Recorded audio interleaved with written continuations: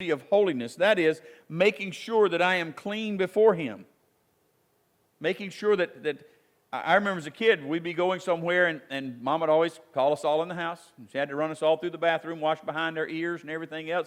We had to be all cleaned up because we were going somewhere special. Now, I'm sure we didn't stay that way very long when we got there, but we were going to enter wherever we went clean. God says, worship the Lord in the beauty of holiness. Fear before Him. I was reading in Proverbs today, and Proverbs says this, that the fear of the Lord is the beginning of wisdom. Fear of the Lord doesn't mean, scared of God. It means an awe and respect that says, wow. There are a few people I know that I fear, and I don't fear them in I'm scared of them, but man, I have a high respect for. I have almost an awe. We sent some gifts from our class to some soldiers that most of whom had been a part of our school, and one of them, who's a Green Beret now, sent us back a video to watch. And I cried. I watched it first, so I got a tear out before I ever showed it to the class because I thought, wow. I mean, he was thanking our kids for the goodies, and he was thanking us for the opportunity. And then he said, I remember 13 years ago being in the 6th grade and being in Mr. Knight's class and being a part of this school that you're at. And all those kids, they were so impressed. They thought, wow. You know what? There's a respect for him. Respect, first of all, because he's serving our country. Respect, secondly, because he's a Green Beret. Those guys are pretty tough. And just the fact that he was willing to put it into a video where the kids could watch it. We ought to have a fear of God that causes us to love Him and respect Him. Then he says, all the earth. There will come a day when all the earth will know what it is to fear God. There will come a day when all the earth will know what it is to turn and to bow the knee and say, Jesus is Lord. What a wonderful day that will be. If you do it now, you don't have to worry about it then. It's going to be an honor thing where you're going to be glad to say, yes, Jesus is Lord. Next verse 10. Say among the heathen. In other words, talk it out. Don't get quiet because, you're not supposed to talk about God at this place and that place. Why not? If they can talk about evil, why can't you talk about God?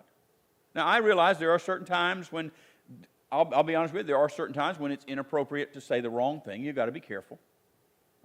I pray quite often for wisdom, and I've learned over the years, when I go to a funeral home, I don't say much.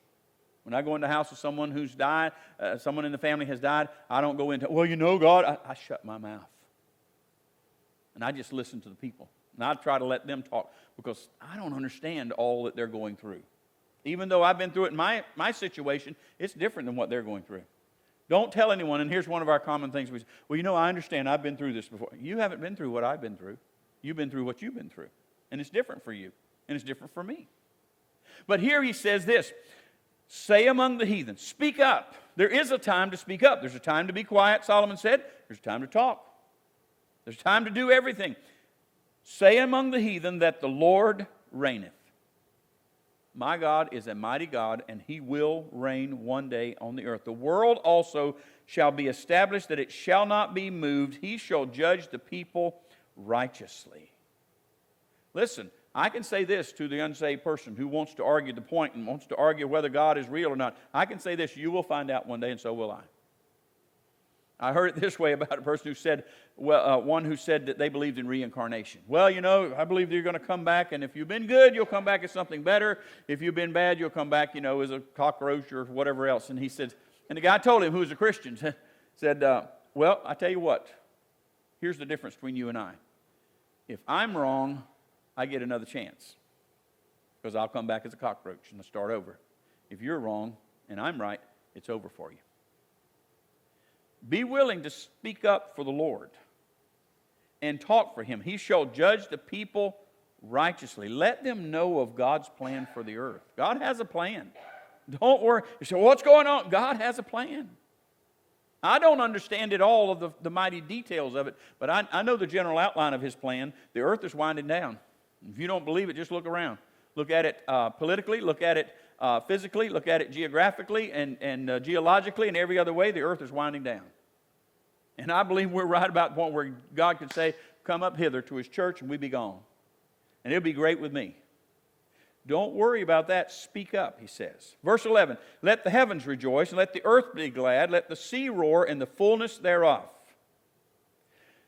The heavens rejoice, and the earth be glad.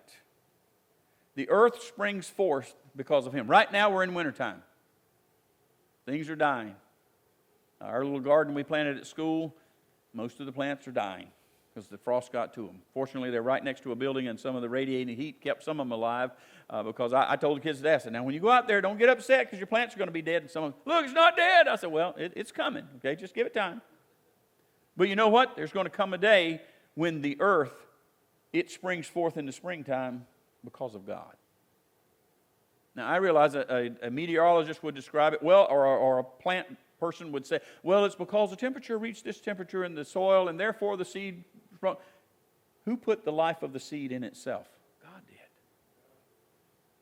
And from that first orange tree, been a whole bunch more. From that first pecan tree, been a whole lot more of them come out. Because God made it that way. And so he says, let the heavens rejoice, let the earth be glad.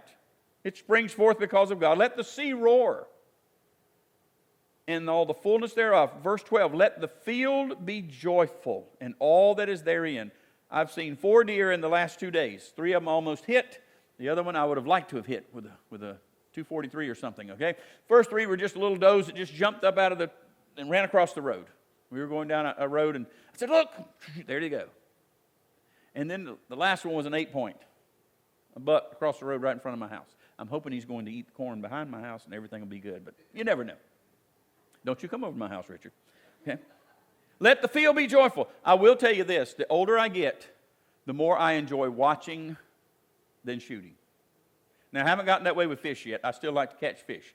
But with animals, it thrills me just as much to go get my trail camera and take that little thing out and put it in there and see that raccoon climbing up that tree as it does if I were to go out there and shoot a deer. I just love watching them because I think, how in the world do they know how to do all this stuff that they do? How do those geese that were here know it's time to fly back to wherever they're going? And how do all of the... Because God created them that way. It's amazing when you look at it. Now, if you still like to hunt them, I'm all for it. I'll eat some of the meat, don't worry. I'm not that far gone yet, but I guess some of that is just old age. Let the field be joyful, all that is therein. Then shall all the trees of the wood rejoice. You know what the Bible says? It says in another place, I believe it's Isaiah, where we sing that song. We shall go out with joy, and the trees of the field shall clap their hands. Now, I've never heard trees clapping their hands, nor seen the branches do it like that. But I have seen the trees waving in the wind, and it looks like, boy, they're clapping. They're rejoicing before God because He created them. Verse 13, the trees of the wood shall rejoice. Verse 13, before the Lord... Why? For he cometh to judge the earth. He shall judge the world with righteousness and the people with his truth. I can tell you this much you can say to anyone you want to talk to about the Lord. He's coming. Amen. He's coming. People have been saying that for years. Yeah, and it's closer than it was before. He never told them when it happened exactly when he'll come, but he said you can see some signs. And we've seen some of those signs. History has revealed to us some of the things that Jesus was talking about, but I can tell you this, He's coming. Now, if you know He's coming, you better be ready. And He's coming, by the way, to judge. He's going to judge. Right will be set right. He's going to judge with 2 things, it says here in this last verse. With righteousness, which is not my opinion nor yours, because I'm afraid we're going to all find out we were wrong on some things. He's going to judge with righteousness on our heart and our action. We're going to be judged, thank the Lord, on motive, not on how we did something. Because we messed up a lot of times when we tried to do things. But if our heart was in the right place, that's what God judges. Thank God He judges us from the motive. I've told you this story before, but it fits the place where a little boy was... They had the preacher over. They were having a revival, and the preacher was over at the family's house, and the little boy came running in the living room with a glass of milk, tripped, and spilled it all over the floor. And the dad got up and was going to give him a spanking, and the evangelist said, can I talk to you just a minute before you do that? And he took him out and told him, said, listen, I know the little boy wasn't supposed to bring milk in the living room. You've told him that. But look at what he was doing. He was trying to honor the servant of God by bringing this milk to the visiting preacher. He said, now I believe you could make him clean it up. He said, but I believe you'd be doing damage if you punished him for his motive. His heart was in the right place. We're going to be surprised when we get to heaven. Because some of us think, I got to get up and get my rewards. We're going to be in the back of the line. And some of us are thinking, boy, God's seen what I'm doing. And God's going to say, yeah, and you did it all for yourself. You've already got your reward. And he's going to call some little old person out of the corner over there and say, hey, come up here. I think those who are going to get the greatest rewards are people we never heard of. Now, I think certain people, Billy Graham and some others, are going to get some great rewards because they've done a great job. But there are going to be some other people who probably worked in his organization, somebody who just served the Lord for 20, 30, 40, 50 years because they could. And God's going to say, hey, I got something for you. He says he comes to judge. He will set things right with righteousness and with truth. Truth means no lies accepted. Now, there's your version of the truth and my version of the truth, and there's the truth. Am I right? Any of you ever had an argument? There's your version of the truth, your version of the truth, and then there's the truth. And you probably never will settle in on what it is because you've got your version, they've got theirs. God knows truth. And he's going to judge the world with truth. So does that scare you? Not really. Because I've already been accepted in the beloved. I've already been adopted into his family. I've already been promised a home in heaven. If that's all I get, that's plenty for me. If there's anything extra, that'll just be a blessing that I can throw back to him. Let's sing Psalm 48, 1 and 2 again. Ready?